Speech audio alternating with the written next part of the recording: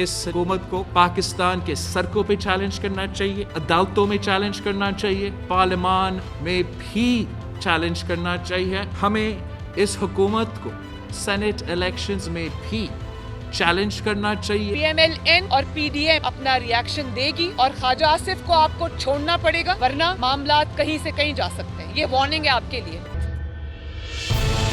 मौलाना ने अपने ग्रुप को जमीयत उलमा इस्लाम फजलुर रहमान के नाम से अपना ग्रुप तश्कील दिया है, जिसमें ये तमाम साथी न रुकन थे, न रुकन हैं और न रुकन रहेंगे। तो अकाबिर से वरासत में हमें मिली है तो वो है जमीयत उलमा इस्लाम पाकिस्तान। आइंदा के लिए लाए अमल होगा।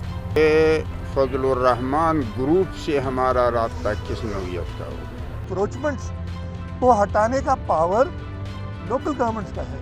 कराची में KMC का है, DMC का है, लेकिन आप मुझसे सवाल करते हैं और मैं उसके जवाब देने के लिए बिल्कुल पाबंद हूँ। स्पीकर अखियां वडीक दियां, दिल वाजा मारदा, उस वहाँ बैठ के आवाज़ें लगा रहे हैं कि इस्तीफे लाएं।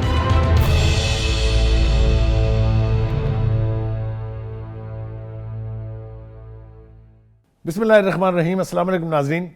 प्रोग्राम DNA के साथ मैं हूं सलीम बुखारी और मेरे साथ वीडियो लिंक पर मौजूद हैं मुबशर लुकमान साहब। वो किसी ने खूब कहा है कि कुछ तो ख़िज़ा है बाइस बर्बादी है चमन, और कुछ बागबान का हाथ भी इसमें ज़रूर है। मुल्क की सियासत जो है वो अजीब व गरीब रंग इख्तियार करती जा रही है। PDM में जिसकी मूवमेंट के बारे में आपने देखा, स्क्रीनें जो है भरपूर थी, उससे जलसे हो रहे थे, धड़ाधड़ दिखाए भी जा रहे थे, बड़े बड़े ऐलानात किए गए, बड़े बड़े दावे किए गए। लेकिन अब लगता है कि इसके अंदर कहीं ना कहीं कुछ ना कुछ गड़बड़ ज़रूर है। उस पर हम बात करेंगे बड़ी तफसील के साथ। पीपल्स पार्टी क्या कह रही है, क्या पीपल्स पार्टी सोलो फ्लाइट के लिए जाएगी या नहीं? सईद गनी साहब ने उन तमाम खबरों की तरदीद कर दी है जो अब तक मीडिया पर चल रही हैं, और वो कहते हैं कि हमारी ब्रीफिंग का इंतजार कीजिए, हम बताएंगे कि असल सच क्या है। मौलाना से मौलाना टकरा गए हैं, जैसा कि आपने भी देखा, एक झलक भी हमने आपको उसकी दिखाई थी। वो कहते हैं कि असल JUI तो हम हैं। मौलाना ने तो अपने नाम से एक अलग ग्रुप बना लिया था, आज से हमारा उनसे कोई ताल्लुक़ नहीं है। क्या JUI में बगावत हो गई है? क्या मौलाना फजलुर रहमान साहब हैं जो हैं वो अब कोई और रुख इख्तियार करेंगे या किस तरफ जाएगी JUI? इस पर भी बात करेंगे। जो एक और खौफनाक खबर मेरे नज़दीक है वो ये कि FBI जो है उसके साथ एक मेमोरेंडम ऑफ अंडरस्टैंडिंग साइन होने जा रहा है, और NAB के साथ ये ताल्लुकदारी उनकी कायम होने जा रही है। इससे पहले हमने देखा था कि हमने ये भी सुना कि CIA के साथ जो डाटा था नादरा का वो सारा शेयर कर लिया गया था। क्या ये एक नया पंडोरा बॉक्स खुलेगा सियासतदानों का? इसके बारे में क्या रिजर्वेशन है, इस पर भी बात होगी। Last but not the least, Karachi में तजावज़ात के हवाले से मुराद अली शाह साहब को सुप्रीम कोर्ट ने तलब किया था। उन्होंने कहा ये जिम्मेदारी तो मेयर की है, लेकिन मैं बहरहाल जवाबदेह हूँ। मगर एक और इंटरेस्टिंग कही कि हम स्टील मिल खुद चलाएँगे, हमें दे दीजिए, हम इसको चला के दिखाएँगे। ये है वो मौजूद जिस पर हम बात करेंगे। और आप वो नोक झोंक जो मेरे और मुबशर लुकमान के दरमियान होती रहती है, आप यकीनन उससे लुत्फ़ अंदोज़ तो होते होंगे, लेकिन ऑफ स्क्रीन हमारे बीच बहुत प्यार, बहुत मोहब्बत और बहुत दिरीना दोस्ती है। जैसा मैंने पहले भी कहा था कि 40 बरस के ऊपर मुहीत है ये। जी मुबशर लुकमान साहब, ओवर टू यू। अस्सलाम वालेकुम। अब देखें ना बुखारी साहब, सबसे पहले तो आपको मैं कहता था ना कि आपकी पीपल्स पार्टी आपको धक्का देगी, और उसने दे दिया। अब सईद गनी साहब जो मर्जी कहें, लेकिन मैंने असल में अपना जो तज्जिया पेश किया था बहुत साल पहले, मोहतरमा बेनज़ीर भुट्टो शहीद से मैंने एक इंटरव्यू किया था। तो मैंने उनको पूछा था कि जी आपने को सबसे बड़ी सियासी गलती कौन सी है? तो उन्होंने कहा कि जी हमने इलेक्शंस का बॉयकॉट कर दिया था, वो हमारी सबसे बड़ी गलती थी, और हमने सारी पॉलिटिकल स्पेस अपने ओपोनेंट्स को दे दी। तो पीपल्स पार्टी तो बिल्कुल इस बात पे क्लियर है कि जी हमने हर इलेक्शन में हिस्सा लेना है और हमने इस्तीफे नहीं देने, हमने प्रेशर टैक्टिक रखना है, सब कुछ रखना है। अब इसका मतलब है कि पीपल्स पार्टी ने तो ये भी मुतालबा किया, जो मेरी इत्तला है, कि जी नवाज शरीफ साहब आए और खुद लॉन्ग मार्च की क़यादत करें। ना 9 मन तेल होना है, ना राधा ने नाचना है, ना कुछ ऐसी बात होनी है। लेकिन मुबशर, मैं कथा कलामी कर रहा हूँ आपकी, मैं सिर्फ आपकी तवज्जो उस तरफ दिलाना चाहता हूँ जो बयानात जो हैं बिलावल भुट्टो जरदारी साहब, आसिफा भुट्टो जरदारी साहिबा और ख़ुद आसिफ अली जरदारी साहब इस हवाले से जारी करते रहे हैं। हमें तो यूँ लगता था जैसे क़यादत ही वो कर रहे हैं PDM की। इतने बड़े बड़े नारे थे, हम इस्तीफ़े देंगे, हम ये नहीं करने देंगे, हम ये नहीं करने देंगे। ये अचानक जो हम तक खबरें पहुँच रही हैं अब ये नहीं पता किस हद तक वो दुरुस्त है। आपने ठीक कहा, आपकी इतला बिल्कुल दुरुस्त है कि जो सेंट्रल एग्जीक्यूटिव कमेटी की मीटिंग है उसके अंदर इख्तलाफात की बातें जो हैं वो खुल के बिल्कुल सामने मीडिया के ऊपर रिपोर्ट हो रही हैं, लेकिन इसे अभी हतमी पीपल्स पार्टी का एलामिया आप सेंट्रल एग्जीक्यूटिव का नहीं कह सकते, जैसा कि शहीद गनी ने भी कहा। मैं सिर्फ आपसे माजी के हवाले से ही एक बात जो है वो उस पर मुझे एतराज़ है, वो ये कि पीपल्स पार्टी के बारे में ये शुरू ही से कहा जा रहा था जब से पीडीएम तश्कील पाई थी कि ये किसी न किसी स्टेज के ऊपर ज़रूर डिच करेगी पीडीएम की क़यादत को। ये बिल्कुल उसी तरफ नहीं जा रही है पीपल्स पार्टी? बिल्कुल नहीं सर, और बिल्कुल डिच नहीं कर रही। मदद के साथ पीपल्स पार्टी की वजह से तो पीडीएम है। आप देखें कि बिलावल भुट्टो जरदारी का क्रेडिट है, उन्होंने एपीसी कॉल की थी और उस एपीसी के अंदर पीडीएम बनी थी, तो वो मियां साहब ने हाईजैक करने की कोशिश की थी। अब देखें, आप लोग पीपल्स पार्टी के ऊपर एक पोस्ट तो डाल रहे हैं, लेकिन अगर हम बिल्कुल न्यूट्रल होकर सोचें, मियां साहब के पास कुछ नहीं हुकूमत में, मौलाना के पास कुछ नहीं हुकूमत में, ये कह रहे हैं इस्तीफे दो, मरियम बीबी कह रही है इस्तीफे दो जिनके पास इस्तीफा नहीं है देने को, मियां साहब कह रहे हैं इस्तीफा दो जिनके पास इस्तीफा नहीं है देने को, मौलाना कह रहे हैं इस्तीफा दो उनके पास इस्तीफा नहीं है देने को। पीपल्स पार्टी तो फिर इस्तीफे देती है तो पूरी सिंध की हुकूमत जाती है, सब कुछ जाता है, उनके पूरी कैंपेन खत्म हो जाती है। वो क्यों इनके लिए इनकी गाड़ी पे लेकिन मुबशर देखें, मैं जो इस्तीफों का बोझ था वो ये था कि अगर इलेक्टोरल कॉलेज टूट जाता है सेनेट के इलेक्शन के लिए और इतने बड़े पैमाने पर यानी ज़िमनी इंतखाबात कराने पड़ते हैं तो क्या ये मुमकिन होगा? तो इसको एपीसी के पहले एलामिये में कहा गया था कि ये हमारा हतमी कार्ड है। ये हतमी कार्ड तो बीच रास्ते में मुझे कहीं जाता दिखाई दे रहा है। मेरा ख्याल ये है कि अगर ये इन्होंने किया तो ये पीडीएम की मूवमेंट जो है ये तो फिर आखिरी सांसें भी लेती हुई दिखाई देगी। मुझे तो इसकी समझ नहीं आ रही सूरत हाल। पीडीएम अगर ये हो गया तो पीडीएम खत्म, इसका मतलब है। आप देखें पीपल्स पार्टी की तरफ से, आप सोचें जरा एक लम्हे के लिए कि पीपल्स पार्टी की सबसे बड़ी अचीवमेंट क्या है? 18th अमेंडमेंट पास करना और उससे सूबों को इख्तियारात मिले। अगर पीपल्स पार्टी ये इलेक्शन का बॉयकॉट करती है और इमरान खान कर लेते हैं इलेक्शन दोबारा से, क्योंकि आईनी तौर पे तो आप उनको नहीं रोक सकते, एतजाज हसन की बड़ी क्लियर इसके ऊपर अंडरस्टैंडिंग है जो लॉ की एक है, और वो मुझसे बेहतर जानते हैं लॉ को। देखिए मुबशर, बात यह है कि अगर ये ऑप्शन पीपल्स पार्टी के पास है कि वो अपनी सेंट्रल एग्जीक्यूटिव कमेटी के अंदर बैठ के फैसले तब्दील कर ले या कोई नया रंग इख्तियार कर ले, तो हम ये सुन रहे हैं कि पाकिस्तान मुस्लिम लीग नून ने भी अपनी सेंट्रल एग्जीक्यूटिव कमेटी का इजलास बुला लिया है। अगर वो भी कहते हैं कि जनाब हम भी नहीं इस्तीफे देंगे, तो फिर तो ये अजीबो गरीब किस्म की एक खिचड़ी पक रही है। मेरा ज़ाती ख्याल है, जहाँ मुझे आपका कमेंट चाहिए, आप ज़रूर इसके ऊपर तबसरा करें कि पीपल्स पार्टी के लिए आप ये समझते हैं कि बहुत बड़ी नेक नामी होगी अगर वो इस वक्त अलहदगी इख्तियार करती है पीडीएम के मूवमेंट से, क्योंकि इस वक्त प्रेशर, अगर आप ये मुझे तासुर दें या ये तासुर दिया जाए कि इस तहरीक का कोई यानी प्रेशर नहीं है हुकूमत के ऊपर, तो वो तो मैं मानने के लिए तैयार नहीं हूँ। इसलिए कि पीपल्स पार्टी की जो बुखलाहट है, जो उनके मशीरों और तर्जमानों के ज़रिए हम तक पहुँचती है, अभी भी आपने देखा फरदौस आशिकवान साहिबा किस तरह के गुन गा रही थी। तो मेरा ख्याल ये है कि इस वक्त बहुत ही सही फैसले करने का वक्त है। अगर यहाँ गलती की गई तो मेरे ख्याल से सारे का सारा सिस्टम जो अब तक यानी प्रेशर बनाया है पीडीएम ने, वो सारे का सारा धड़ाम से गिरेगा। आप समझते हैं कि ये पीडीएम की लीडरशिप ये अफोर्ड कर सकती है? देखिए जी, पहली बात तो ये है कि पीडीएम अलग है और हर जमात का सियासी मुस्तकबिल है। पीपल्स पार्टी को पास पूरा हक है कि वो अपनी जमात के सियासी मुस्तकबिल के फैसले करे।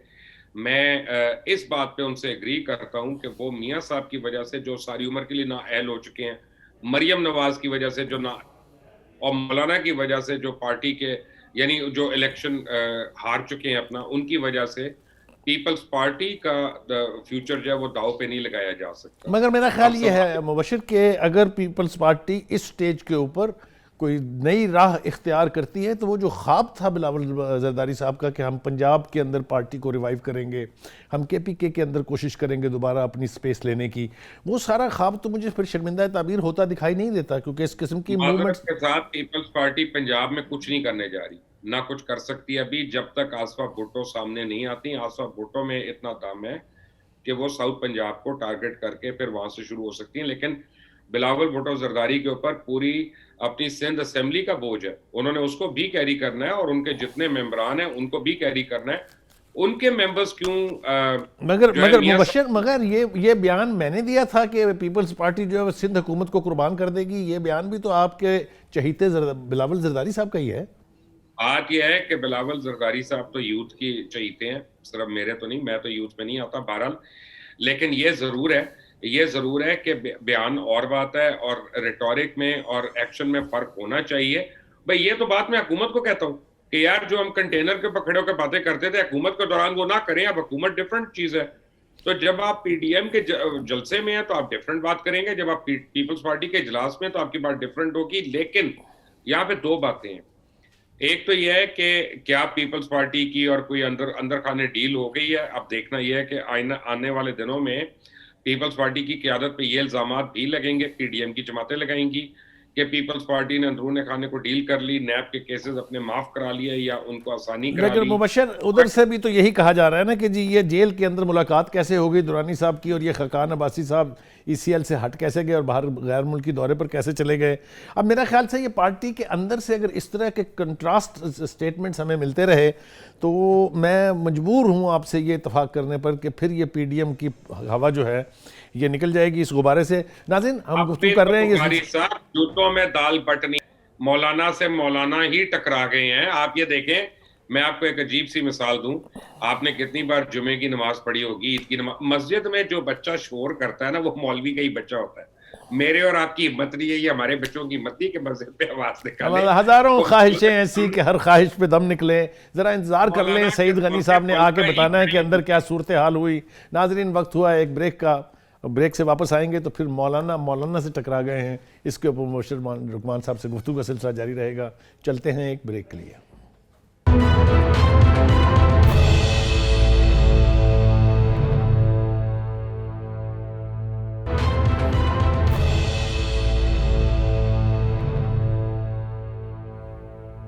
Welcome after the break. गुफ्तगू हम कर रहे थे पहले तो कि पीडीएम के अंदर क्या हुआ, और अब हम गुफ्तगू कर रहे हैं कि जेयूआई के अंदर क्या हुआ। देखिए जेयूआई के जो मौलाना शिरानी हैं उनकी गुफ्तगू हमने सुनी है, काफ़ी बिटर गुफ्तगू उन्होंने की है। लेकिन मुझे इस बात पर हैरत है कि इतने सालों तक वो पार्टी की नुमाइंदगी भी करते रहे, पार्टी के यानी कोटा के ऊपर ही वो जो नज़रियाती काउंसिल है, इस्लामी नज़रियाती काउंसिल, उसके चेयरमैन रहे 5 साल तक। उस वक्त तक तो उन्हें याद नहीं आया कि ये मौरूसियत की पार्टी बन गई है, ये एक अलहदा जेयूआई है, हम एक अलहदा जेयूआई हैं। अचानक ये ऐसी स्टेज के ऊपर जब पीडीएम की मूवमेंट अपने अरूज पर थी, उस वक्त ये इख्तलाफात इतनी शिद्दत के साथ जो सामने आ रहे हैं, जिसे मैंने कहा कि मौलाना से टकरा गए हैं। अब क्या होगा, जेयूआई जो है उसको इंटैक्ट रखने के तो मेरे ख्याल से अब इम्कानात बहुत कम हैं, लेकिन क्या मौलाना शेरानी उतनी ही यानी पजीराई हासिल कर पाएंगे जो इस मौलाना फजल रहमान को हासिल है पार्टी के अंदर, या वो एक ग्रुप बन के बस फिर फिजल आउट हो जाएंगे? Mubashar, how do you see this situation in JUI? मेरी अभी भी पाकिस्तान में एक दो साथियों से बात हुई है, दोस्तों से, और जो जेयूआई के हैं, और वो ये कहते हैं कि मौलाना शिरानी जो है वो इलेक्शन कमीशन को अप्रोच कर रहे हैं और ये कहने के लिए कि जेयूआईएफ की रजिस्ट्रेशन को कल अदम किया जाए, क्योंकि असल में तो जेयूआई इस्लाम यानी जमीयत उलमा इस्लाम पाकिस्तान है, जो जमात है जो मौलाना मुफ्ती महमूद की थी। तो मौलाना फजल रहमान ने उसके साथ ज्यादती की है और वो ये डिमांड कर रहे हैं। तो इसका मतलब ये है कि जमीयत उलमा इस्लाम पाकिस्तान एक नई जमात जो है वो तो सामने आने वाली है, इसमें कोई दो राय नहीं है। देखिए, सबसे बड़ी बात यह है कि मौलाना फजल रहमान के लिए बड़ा सीरियस एक चैलेंज है।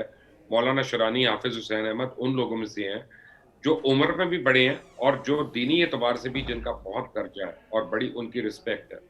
और ये मौलाना फजल रहमान से पहले के मेंबर्स हैं जेयूआई के, तो मौलाना फजल रहमान ये भी नहीं कह सकते कि मैं इनसे पहले। मगर मुबशर, आपको याद होगा जमीयत उलमाए इस्लाम पाकिस्तान जो है वो डिवाइड हुई थी जब मौलाना समीउल हक ने अपना ग्रुप बना लिया था और मौलाना फजल रहमान साहब ने अपना ग्रुप बना लिया था। उस वक्त तो शिरानी साहब नहीं बोले कुछ। ये जो अब वक्त की नज़ाकत को सामने रखते हुए अगर आप जायज़ा लें इसका, तो कहीं ऐसा तो नहीं है कि ये उन कामयाब कार्रवाइयों का एक हिस्सा है जो वो चाहते हैं कि पीडीएम जो है ये फिजल आउट हो जाए? देखिए, वो उसकी एक रीज़न डिफरेंट थी जब समीउल हक साहब ने अपना बनाया था, क्योंकि एक बात याद रखें कि समीउल हक साहब के वालिद जो थे मौलवी अब्दुल हक थे और उन्होंने अखोड़ा खटक में आके मदरसा बनाया था और उनका क्लेम टू फेम ये था कि दारुल उलूम देवबंद के बाहर सबसे बड़ा जो देवबंदी मदरसा बनाया था वो मौलाना समीउल हक के वालिद ने बनाया था।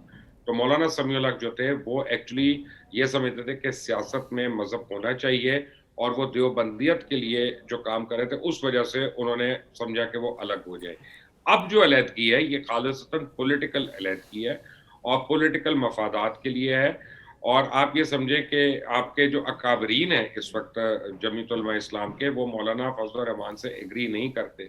मुझे इसमें कोई शक नहीं है, मुझे इसमें कोई शक नहीं है कि मौलाना फजल रहमान 2 से 5 दिनों में इस कू के ऊपर काबू तो पा लेंगे और डैमेज कंट्रोल भी कर लेंगे, लेकिन इससे पीडीएम को बहुत ज्यादा डैमेज हो जाएगा। और जो मैं पिछली ब्रेक में आपको कह रहा था कि अब जूतों में दाल पटने वाली है पीडीएम के लिए, हुकूमत के लिए बड़ी आसान सेलिंग हो गई है। और ये जो है अब पीडीएम को बाकायदा सर जोड़कर बैठना है, वो हुकूमत के ऊपर इन बातों से प्रेशर नहीं डाल सकते। लेकिन मुबशर आप देखें, ज़रा थोड़ा सा पीछे की तरफ चलते हैं। आप देखिए मौलाना फजल रहमान ने कई मिलियन मार्च किए हैं, चाहे वो बलूचिस्तान था, चाहे वो KPK था, चाहे वो कराची था, चाहे वो पंजाब था। जो वर्कर्स की स्ट्रेंथ है उसके मज़ाहिर तो वो हम देख चुके हैं बेपनाह दफ़ा।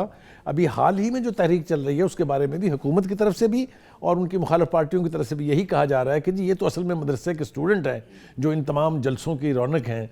तो जब इतनी कुव्वत के साथ फॉलोइंग है मौलाना फजल रहमान की, तो मौलाना अख्तर शेरानी क्या करेंगे, मतलब है इस स्टेज के ऊपर एक नए ग्रुप को तश्कील दे के। मैं आपसे ये हम नाजरीन के लिए ये मैं आपसे शेयर करना चाहता हूँ। आप बताइए कि बेसिक स्ट्रेंथ जो है वर्कर की ग्रास रूट लेवल के ऊपर, वो तो मेरे ख्याल से मौलाना फजल रहमान के पास है, तो मौलाना शेरानी कहाँ खड़े हैं? इसमें कोई प्रॉब्लम नहीं है, लेकिन सबसे बड़ी बात उनको जो एडवांटेज है जी, उनको और हाफिज हुसैन अहमद को, कि उनको मसलकी बुनियाद पे बुरा नहीं कहा जा सकता। कोई स्टूडेंट और मदरसे का जो है और मौलाना फजल रहमान का फॉलोअर, वो उनसे डिसएग्री जरूर कर सकता है लेकिन उनको बुरा नहीं कह सकता, और उनकी पब्लिकली बुराइयां नहीं होंगी। ये उनको एक बहुत बड़ी एक एज उनको हासिल है। बहरहाल उनका एक अपना हल्का अहबाब है और आसान काम नहीं है जो वो कर रहे हैं, लेकिन तो वो सोच समझ के कर रहे हैं। अब आप देखें जो इजलास उन्होंने इस्लामाबाद में बुला लिया, वो तमाम के तमाम डिसिडेंट रहनुमाओं का उन्होंने इजलास बुलवाया JUI के, जो इसका मतलब है कि बहुत बड़ी तादाद है। और अगर वहाँ 30-40 अकाबरीन जमा हो जाते हैं, 100 नहीं भी होते, तो आप समझे कि कितना सीरियस डेंट है। ये आसान काम नहीं है इतना। लेकिन सबसे इंपॉर्टेंट बात है इसकी टाइमिंग, जो आपने पहले बात की थी, यानी ये मौलाना फजल रहमान इस टाइमिंग को देख नहीं सके और इतने जीरक सियासतदान होने के बावजूद इसको प्रीएम्प्ट नहीं कर सके। और मैं ये समझ रहा हूँ कि इमरान खान जो हैं वो ना सिर्फ लकी हैं, ना सिर्फ फॉर्चुनेट हैं, बल्कि उनका जो हाई मॉरल ग्राउंड पे वो खड़े थे कि मैंने बिल्कुल डील नहीं करनी, NRO नहीं करना। मैं भी उन लोगों में से हूँ जो कहते थे कि जी पॉलिटिकली अप्रोच करो इस बात को, उन्होंने नहीं देखें ना। किया। आप मुबशर आप ये देखें कि जो एस्टेब्लिशमेंट है उसने हमेशा माजी में भी यही कुछ किया है कि आप पीपल्स पार्टी जैसी जमात के अंदर से पैट्रियट नहीं बनी थी, कि आप पाकिस्तान मुस्लिम लीग नून में के अंदर से काफ नहीं बनी थी। तो इस तरह की यानी माजी के अंदर मिसालें तो बेपनाह मौजूद हैं, लेकिन वर्कर जो है वो डिवाइड नहीं हो रहा है मेरे ख्याल से। मैं कन्विक्शन के साथ ये कह सकता हूँ कि जो हार्डकोर वर्कर है या जो मदरसे के स्टूडेंट्स हैं वो अभी तक भी मौलाना फजल रहमान के साथ हैं। और अगर ऐसा है तो शेरानी साहब बैठ के प्रेस कॉन्फ्रेंस कर सकते हैं, मेरे ख्याल से कुछ शायद इन हाउस इजलास भी बुला लें। लेकिन आप समझते हैं कि मौलाना की जो सही स्ट्रेंथ है उसको डिवाइड करने में कामयाब होंगे वो? नहीं, देखे ना जी, बात यह है कि काफ लीग का तो डिफरेंट तरीके से बनी थी। वो तो मियाँ साहब रातों रात गायब हो गए थे, तो चौधरी साहब के पास कोई ऑप्शन नहीं था स्वाय इसके कि वो अपनी जमात बना लेते। और जो पेट्रियट बनी थी वो अपनी करप्शन की वजह से बनी थी कि वो सारे नैब में जा रहे थे, 15 के 15 लोग शेरपाव समेत सवा और दीगर अहबाब जो थे, तो उन्होंने पेट्रियट बना ली थी और हुकूमत के साथ शामिल हो गए थे। यहाँ पे मौलाना शेरानी को हुकूमत का कोई ओहदा नहीं मिल रहा, यहाँ पे वो कोई कोलिशन नहीं बन रही उनकी। लेकिन अगर वो एक ग्रुप भी बना लेते हैं और वो इलेक्शन कमीशन में रजिस्टर हो जाता है और अगर इमरान खान से उनका इल्हाक हो जाता है JUI, वो तो हम सुन रहे हैं कि PTI ने इन काबरीन को दावत दी है बाकायदा कि आप आए और हमारे सफों में शामिल हो जाए। तो उन्होंने सियासी मात दे दी, फिर तो PTI जो है वो जीत गई। और अब PTI को गलत भी नहीं कह सकता। आप PTI को जो मर्जी कहें, सिलेक्टेड कहें, सिलेक्टर, मगर आप ये भी तो याद रखें कि PTI में अगर वो शामिल हो जाते हैं तो उनका भी वही हाल होगा जो पहले शामिल हुए हैं। किधर गए वो चंद साहब, वो किधर गए बाकी के लोग? काफ लीग भी है, MQM भी है और लोग भी हैं, उनको अपनी जमात बना के, अपनी शनाख्त बना के वो PTI के साथ इल्हाक कर सकते हैं। देखें ना, उनके पास तो MNAs MPAs है ना, इसलिए उनकी स्ट्रेंथ और उनके ज्वाइनिंग की जो कुव्वत है वो हमें समझ में आती है। मौलाना शेरानी के पास ये कुव्वत है या नहीं है, ये फैसला होना अभी बाकी है। 2 साल के बाद बन जाएगी। आज पीटीआई उनको इज्जत देगी तो कल वो उनसे कुछ और भी ले लेंगे, फिक्र ना करें। मैं आपको बता रहा हूं, अब आप मरसिए पढ़ें, रोएं आप लोग। पीटीएम आपकी गिर रही है, टूट गई है, लुढ़क गई है, आ गए ना, फिर आ गए ना अपनी असलियत पर, फिर दोबारा फिर मुझे पार्टी बना दिया आपने इसके अंदर। देखिए मुबशर, इस आर्ट के आप बादशाह हैं। पीटीआई का कुछ नहीं कर सकते। ये फन जो है, अवाम का मैंडेट पीटीआई के साथ है, अवाम का वोट पीटीआई के साथ है। आप सारों की जो हजार कहते हैं ना, कोई फायदा नहीं आप मास्टर हैं गिरगिट की तरह से रंग बदलने के। आपके पास ये फन है, मैं आपका कायल हूं, इस बात का नहीं चाहता कि आपसे ये सीखूं, लेकिन आपने ये साबित किया है कि जिस तरह की सूरत हाल हो उसके मुताबिक ढल जाना चाहिए। हम जैसे नाहिल और जाहिंजार लोग जो हैं वो शायद ऐसा नहीं कर सकते। देखिए मैं आपको आज भी, आप मुझे correct me if I am wrong, मैं आपको पहले दिन से एक बात कह रहा हूं कि अगर मुझे हुकूमत में हूं और मुझे खतरा है तो मौलाना फजल रहमान की जात से है। लेकिन आज तो आपने उनको रेडिक्यूल कर दिया। आप तो जो आज की गुफ्तगू है उससे लग रहा है कि मौलाना फजल रहमान तो गए।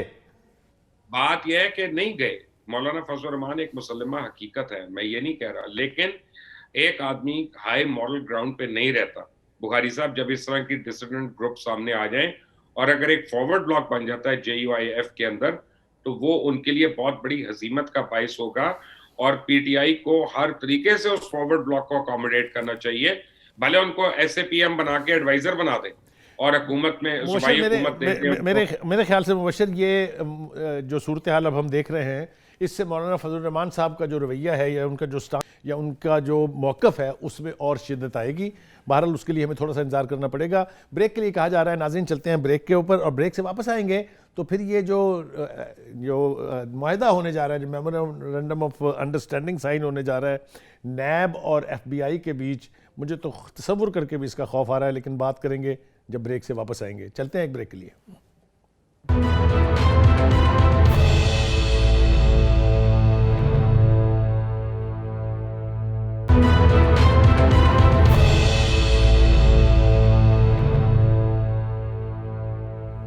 वेलकम बैक नाजरीन।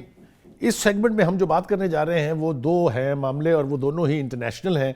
और उनमें से एक तो ये है कि नैब और FBI के बीच जो मेमोरेंडम ऑफ अंडरस्टैंडिंग साइन होने जा रहा है, जो एक मुआहदा होने जा रहा है, उसके ऊपर मैंने अपनी रिजर्वेशन का इजहार इब्तिदाइये में किया था कि इसी तरह का एक मुआहदा हुआ था CIA और नादरा के बीच, जब पूरा पाकिस्तान का डाटा जो है, कौन क्या है, कौन कहाँ काम करता है, कौन किस जगह जाता है, कौन किस जगह मूव करता है, वगैरह वगैरह, ये सब कुछ जो है मुयस्सर आ गया था उनको।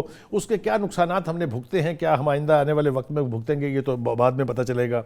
अब ये उसी नौयत का एक दूसरा मुआहदा होने जा रहा है जिसमें नैब और FBI जो है वो आपस में मेमोरेंडम ऑफ अंडरस्टैंडिंग साइन करेंगे, और उसके नतीजे में FBI को एक्सेस हासिल हो जाएगी कि वो पाकिस्तान में आके तहकीकात कर सकती हैं।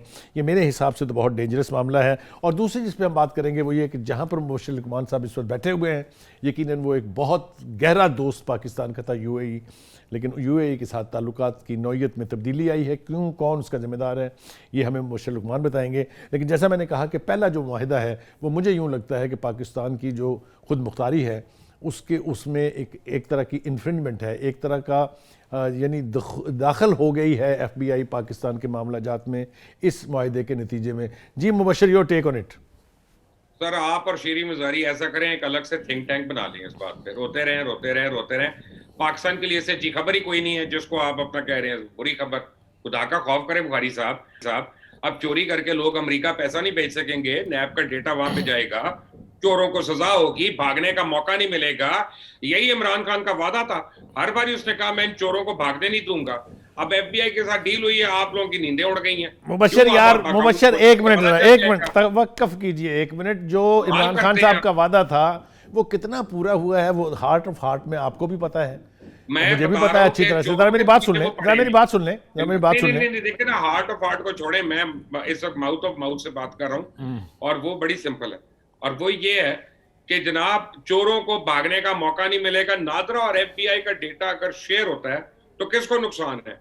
जो यहाँ पे करप्ट आदमी है, जिसके केसेस खुले हुए हैं, जिसके ऊपर मनी लॉन्ड्रिंग के इल्जामात हैं, FBI उनको पनाह नहीं देगी। और मैं तो चाहता हूँ टू वे ट्रैफिक हो। मेरे प्यारे, अगर तो ये बात यहीं तक रहे कि जो पाकिस्तानियों ने पैसा लूट के वहां जमा किया हुआ है, FBI उसकी भी डिटेल्स हमें दे, अगर ताकि हम यहाँ पे अगर तो ये बात यहीं तक रहे तो फिर तो समझ में आती है, लेकिन ये बात इससे आगे जाएगी, पता आपको भी यह मानना आपने इस वक्त है नहीं। और दूसरी बात यह है कि शीरी मज़ारी जो है, मैं तो उसको जनाब इस प्रोग्राम की वसातत से इसलिए सलाम पेश करता हूँ कि कम से कम उसमें इतनी जुर्रत है कि पीटीआई के अंदर खड़ी होके, चाहे वो अकेले नहीं, इसके साथ मिस्टर लुकमान, मिस्टर मुबशर, इसके साथ 13 वजीर जो हैं, महमूद कुरैशी को, मेरी बात सुन लें, 13 वजीर जो हैं उनकी खामोशी जो है, प्लस शीरी मज़ारी, आपको समझ आनी चाहिए सूरत हाल कितनी खौफनाक है। 13 वजीरों ने कोई जवाब नहीं दिया इसके ऊपर। आप बस ये खुश ना हो जाएं आप इसके ऊपर। There is a serious divide within the cabinet. बात ये है कि कैबिनेट के अंदर भी तो लोग ऐसे हैं ना जिनको नैब ज़दा होना चाहिए, हम तो मान रहे हैं, हम तो कह रहे हैं उन सबका एहतसाब होना वैसे चाहिए। एक एतबार से तो पूरी पीटीआई को जरा खतरा महसूस करना चाहिए कि क्या होने जा रहा है। तो आपकी पार्टियों की बारी आई हुई है, जरा उनको भुगत लें, पीटीआई पे भी आ जाएंगे। वो तो इसीलिए तो नैब के अंदर अमेंडमेंट नहीं हो रही है कि जो यही तो आप लोग चाहते हैं कि अब देखें ना क्या होगा। एडिशनल कोर्ट्स बन गए नैब के, 3 महीने में फैसले हो जाएंगे, 3 महीने के बाद सारों की सियासत खत्म, सारों का पैसा मुंजमद, बाहर अकाउंट्स नहीं खोल सकेंगे नैब ज़दा लोग जो है। फिर दोहराऊंगा एक दफा, हजारों ख्वाहिशें ऐसी कि हर ख्वाहिश में दम निकलेगी, आप कह रहे हैं। अब तक तो नैब ने कुछ साबित नहीं किया, खाक और राख भी साबित नहीं किया। किसी एक केस को आप देखते हैं कि मंतकी इंजाम तक नहीं पहुंची है, आप नैब के तराने गा रहे हैं। नैब तो इज ए फ्लॉप। देखें, chief justice of the highest court, chief justice of supreme court क्या कहते हैं नैब के बारे में, मैं दोहराऊंगा यहाँ तो आप शर्मिंदा होंगे। अगर मैं नैब के बारे में चीफ जस्टिस के रिमार्क्स आपको सुनाऊंगा तो आप भी शर्मिंदा होंगे। नैब को तो खैर शर्मिंदा होने के लिए भी वक्त लगेगा। मैं चाहता हूं कि चीफ जस्टिस उन रिमार्क्स को एक्शन में कन्वर्ट कर दें, और अगर नैब में कोई गलत आदमी है उसके खिलाफ एक्शन ले लें। रिमार्क्स से क्या होता है?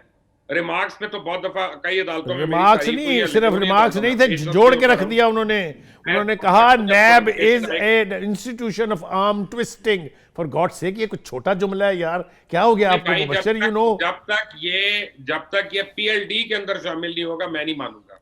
ये रिपोर्टिंग हमारी तरह की लोग करते हैं रिपोर्टिंग, इसलिए मैं इस रिपोर्टिंग को कुछ ज्यादा अहमियत नहीं दे रहा। चीफ जस्टिस साहब जब अपने ऑर्डर में और इंस्ट्रक्शन में लिख देंगे फिर मेरे लिए वो हुक्मनामा होगा, फिर मैं उस पर मनोवन यकीन भी कर लूंगा। मौसम तब्दील हो गया। बुखारी साहब, आप उन तमाम लोगों के लिए बहुत बुरी खबर है ये, जिन्होंने लूटा हुआ पैसा बाहर छुपाया हुआ है या रखना है, या जिनको बाहर जाके अपना जो है ना आइलैंड्स खरीदने हैं, होटल्स खरीदने हैं, जिनको जायदादें बाहर बनानी है, जिनकी औलादें बाहर होनी है, उनके लिए बड़ी बुरी खबर है। ये सब कुछ जो है अमेरिका में नहीं है, जो पाकिस्तान में रहता है। Mister Mubashar Luqman, this is elsewhere, not in America. ये बता दूं कि ये 2020 में पाकिस्तानियों के लिए सबसे अच्छी खबर है कि नैब ज़दा भाग नहीं सकेगा अमेरिका और कनाडा और नॉर्थ अमेरिका। अल्लाह करे ये MI6 के साथ भी हो, ये दीगर एजेंसियों के साथ भी हमारी डेटा शेयरिंग हो, ताकि पाकिस्तान का लूटा हुआ पैसा पाकिस्तान वापस आए। आप ये कह रहे हैं कि हमारे मिसाइल और निजाम को चलाने के लिए गैर मुल्की एजेंसियां जो है उनके सुपुर्द कर देना चाहिए पाकिस्तान, ताकि जो बेड़ा गर्क हुआ है वो और सत्यानाश हो उसका। अच्छा, कौन सा डेटा है जिसकी नादरा के पास, जिसको आपको ये परेशानी है कि वो चला गया तो पता नहीं क्यों हो जाए? आपको ये लगता है वहां पर, सुने मैं बताता हूं आपको मुबशर, सुने आराम से सुने। वहां से आपको पता चलेगा कि पाकिस्तान के न्यूक्लियर प्रोग्राम के कहूटा लेबोरेटरी में कौन काम करता है, क्योंकि प्रोफेशन लिखा होता है वहां पर। आपको पता चलेगा आपका कौन कौन फौजी किसके जोधे पर है। आप ना करें मुबशर यार, खुदा के लिए पाकिस्तान का इंटरेस्ट सामने रखें। सिर्फ हमारी चरब जबानी से सारी सूरत हाल ठीक नहीं हो सकती। जो है, एक मिनट आप कथा कलामी हो रही है। FBI और CIA में जमीन आसमान का फर्क है। FBI उनकी लोकल क्राइम एजेंसी है, जैसे आपकी पुलिस है या पंजाब पुलिस है। CIA वो काम करती है जिसका ये उनकी FIA है, ये एक उनकी सीक्रेट वेपन है। FBI सर, एक मिनट, FBI किसको रिपोर्ट करती है? FBI डिपार्टमेंट ऑफ जस्टिस को रिपोर्ट करती है। डिपार्टमेंट ऑफ जस्टिस क्या करेगा? वो ये बताएगा कि ये आदमी हमसे जो पॉलिटिकल असाइलम ले रहा है, ये जेन्युइन अपना PAP है या ये चोर है, डाकू है। अब देखा मियां साहब को ले आए वापस। कहाँ आ गए वापस? डेटा शेयरिंग नहीं है। कहाँ आ गए वापस? आपने खुद तो भेजा है। ओ बाबा, आपने खुद भेजा है, आप कैसे वापस लाएंगे? हुकूमत के बस में ना उनका भेजना था, ना उनका लाना है। भाई आज अगर आप ये कानून साजी हो रही है तो इंशाल्लाह अगले 6 महीने के बाद सबका नात का दम होगा। और चोरों को, डाकुओं को भागने का मौका नहीं मिलेगा। इस बात पे आपको हुकूमत को खिराज तहसीन पेश करना चाहिए। देखो, इसमें मैं खराज तहसीन पेश करने में ज़रा काफ़ी कंजूस वाक़ हुआ हूँ। इतनी जल्दी आराम से हुकूमत को खराज तहसीन पेश नहीं करता। लेकिन एक बात और मुबशर आपसे जानना चाहूँगा मैं, और आपको नाज़रीन को बताना चाहिए, वो ये कि क्या ये इतना बड़ा फ़ैसला जो है ये कैबिनेट की मंजूरी के साथ एक समरी के नतीजे में हो जाना चाहिए था, या पार्लियामेंट में इसके ऊपर डिबेट होनी चाहिए थी? ये रिवाज कब ख़त्म होगा इस मुल्क के अंदर कि जो सेंसिटिव मसले हों उन्हें आप एग्जेक्टिव ऑर्डर के तहत या किसी समरी पार्लियामेंट में क्यों डिबेट करें? पहले आप लोग उसको कहते हैं सिलेक्टेड पार्लियामेंट है, आप लोग कहते हैं चोरी की पार्लियामेंट है, आप लोग कहते हैं मैंडेट चोरी हुआ है, और उस पार्लियामेंट से आप इस्तीफों की बातें कर रहे हैं। दूसरी तो आप कह रहे हैं जी पार्लियामेंट में ले आओ फैसला। इसका मतलब ये हुआ, इसका मतलब मैं ये समझूं कि पार्लियामेंट चाहिए कि नहीं चाहिए, इसका मतलब मैं ये समझूं, इसका आपको तो आज गश्त पढ़ने मुबशर के दौरे पढ़ने चाहिए। इसका मतलब ये है कि मैं पीटीआई का बहुत बड़ा स्पोक्समैन कॉल्ड मुबशर लुकमान ये कह रहा है कि पार्लियामेंट इज बेमानी, parliament is non existence, parliament नहीं होनी चाहिए, पार्लियामेंट में कोई मसला डिस्कस नहीं होना चाहिए। This is what exactly you are saying. Pakistan की आवाम का, और मुझे उस बात पे फख्र है कि मैं अवामी मसाइल को उजागर करता हूं। मैं ये कह रहा हूं कि आप लोग पार्लियामेंट को नहीं मानते, आप लोग इस्तीफे मांग रहे हैं, आप लोग कह रहे हैं रिडंडेंट है, आप लोग कहते हैं सिलेक्टेड है, आप लोग कहते हैं 1 -1 नहीं होना, -3 होना है।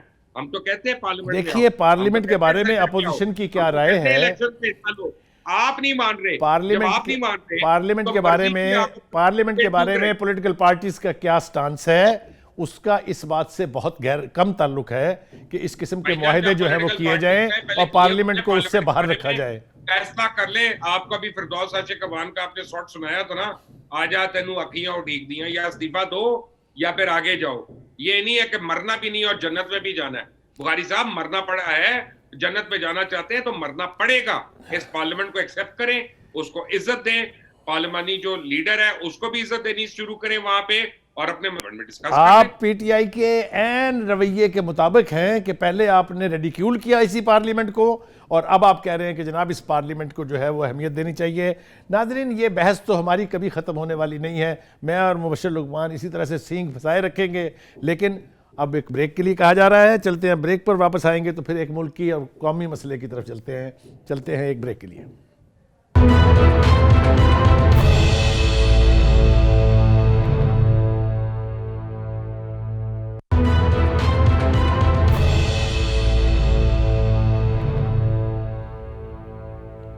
वेलकम बैक नाज़रीन। कराची जो है कई एतबार से बहुत सारे मसलों में उलझा हुआ है, बहुत सारी सियासी ऊंच नीच वहाँ होती रहती है, कुछ ना कुछ कराची के हवाले से हम तक पहुँचता रहता है।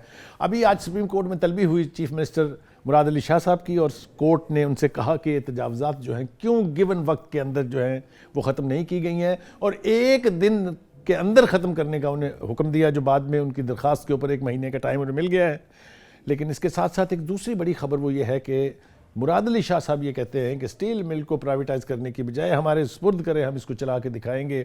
क्या वो ऐसा कर पाएंगे? इसलिए कि बहुत सारी कोशिशें हो चुकी हैं स्टील मिल को रिवाइव करने की, लेकिन कोई भी कोशिश कामयाब नहीं हुई है। और अभी हाल ही में हुकूमत की तरफ से जितने लोगों को वहाँ नौकरियों से निकाला गया, कुछ 4-4.5 हज़ार के करीब उनकी तादाद है, और जो पीपल्स पार्टी की हुकूमत है सिंध वो उन वर्कर्स के साथ खड़ी हुई है। आज भी इसका इजहार किया उन्होंने, मुराद अली शाह साहब ने। क्या उनमें कैपेसिटी है स्टील मिल को चलाने की? ये सवाल भी हम पूछेंगे मुबशर लुकमान साहब से। सवाल क्या पूछेंगे उनसे शेयर करेंगे ये गुफ्तगू हम। और साथ ही साथ तजावज़ात, बहुत कुछ काम हुआ माजी में, मुख्तलिफ मेयर जो हैं इस हवाले से जाने जाते हैं। नेमतुल्लाह साहब से अगर बात शुरू करें आप तो मुस्तफ़ा कमाल तक आती है। दोनों ही ने बहुत कंट्रीब्यूट किया कराची के मामलात में, लेकिन अब कराची में यूँ लगता है कि तरक्की का अमल जो है वो एक लिहाज से रुक गया है। Mubashar, you love Karachi, I know that, how about Karachi? I love Karachi, और मैं पहले तो सुप्रीम कोर्ट को सलाम पेश करता हूं कि उन्होंने इतनी सख्त रूलिंग दी, और मुराद अली शाह को जो एमक्यूएम के लोगों के ऊपर डाला वो इंतहाई गलत किया, नाइंसाफी की, क्योंकि एमक्यूएम हुकूमत में जरूर थी, हुक्मरान नहीं थी। एमक्यूएम नाज़िम थे, लोकल आ रहे थे, लेकिन उनको 18वीं तरमीम के तहत फंड्स और पावर्स डेवलूट ही नहीं की गई। ये सिंध हुकूमत ने बहुत 2 नंबरी की है वहां पे। और ये अपना स्टील मिल चलाने की बात कर रहे हैं, इनसे क्या हैदराबाद का जामशोरोका को अस्पताल चला के दिखा दें, पहले कराची का अस्पताल चला के दिखा दें। तो एक सड़क नहीं मैंने देखी कराची में जिसमें खड्डे ना पड़े हो, एक सड़क नहीं मैंने देखी जो टूटी हुई ना हो। मैंने कोई निजाम नहीं देखा। कुत्ते काटने से जो है बच्चे वहां पे मर रहे हैं, वैक्सीन उसकी अवेलेबल नहीं है, और इनके ऐलानात सुन लो, इनकी बातें सुन लो। ये बातें करें को कहता है जी पेरिस जैसा अस्पताल है, को कहता है अरे करा लो अपना इलाज वहां पे, अगर इतना बड़ा अस्पताल है। नहीं चला सकते ये लोग। इनको मैं तो कहता हूँ कराची में और सिंध में गवर्नर राज लगना चाहिए, क्योंकि पीपल्स पार्टी नहीं चला सकी वहां पे। ये तो बड़ी देर से मुबशर कोशिश कर रही है आपकी पीटीआई वहां के किसी न किसी तरीके से सिंध हुकूमत के ऊपर कब्जा किया जाए। पहले सुन तो ले मेरी बात तो सुने। कराची वालों के साथ इतनी नाइंसाफी हो रही है जिसका कोई हद ही नहीं है। कभी गवर्नर राज लगाने की बात होती है, कभी आर्टिकल 140, कभी आर्टिकल 70% फंड दे रहे हैं पूरे मुल्क का, वो कराची में 30% फंड भी नहीं लग रहा। हजरत मेरी भी गुफ्तगू तो सुन लेना, ये बिल्कुल ठीक है। सिंध हुकूमत पर कब्जे का ख्वाब बहुत पुराना है पीटीआई का, कभी गवर्नर रूल, कभी आर्टिकल 1, यार सुन तो लो ना यार, सुन तो लो ना भाई मेरे, कभी आर्टिकल 149, कभी वहां पीडीए के पीडी। देखे यार मेरी बात तो सुन लेना भाई मेरे। बात ये है कि एक ऐसा वजीर आला जो मेजॉरिटी की बुनियाद पर बना है, जिसके पास वोट बैंक है, जिसको इलेक्ट किया है उन्होंने, मेजॉरिटी की बुनियाद पे बना है, उसमें तो रोज आप तबर्रा करते रहते हैं। ये वजीर आला के ऊपर आप, अरे वो मांगी हुई मेजॉरिटी है यार, for God sake, that is a borrowed majority. हम बात कर रहे हैं जेन्युइन मेजॉरिटी की। Let us not mix these two things. Genuine majority की बुखारी साहब, बाहर निकल के देखें लोगों ने किस तरह वोट डाला है। वो पता है मुझे भी पता है, आपको भी पता है, हम दोनों को पता है। हम माने ना वो अलग बात है, हमें पता है क्या हुआ था। एनीवे आ जाए स्टील मिल के ऊपर, मुबशर स्टील मिल पे आ जाए। एक बहुत बड़ा स्टील मिल, ये कहा गई है बस नहीं चला सकते। एक बहुत बड़ा हमारा नेशनल इंस्टीट्यूशन था स्टील मिल का, उसको हमने बर्बाद कर दिया। कौन इसका, मुराद अली शाह से कहें स्टील मिल पे, बस आप जान छोड़ देना मुराद अली शाह की यार, फॉर गॉड सेक, आपकी ख्वाहिशात से नहीं जाएगा वो, छोड़ दे उसको। स्टील मिल पे आते हैं, स्टील मिल पे आ जाते हैं। तो अभी आई है हजरत, इनसे कहें कि कराची मुबशर स्टील मिल पे आ जाते हैं। लोग इंतजार कर रहे होंगे, वो जानना चाहते हैं स्टील मिल में क्या हुआ। यार ये तो ऐसे ही है जैसे मैंने किसी पीटीआई के बंदे को छेड़ लिया। यार बस कर दो, खुदा के लिए बस करें यार।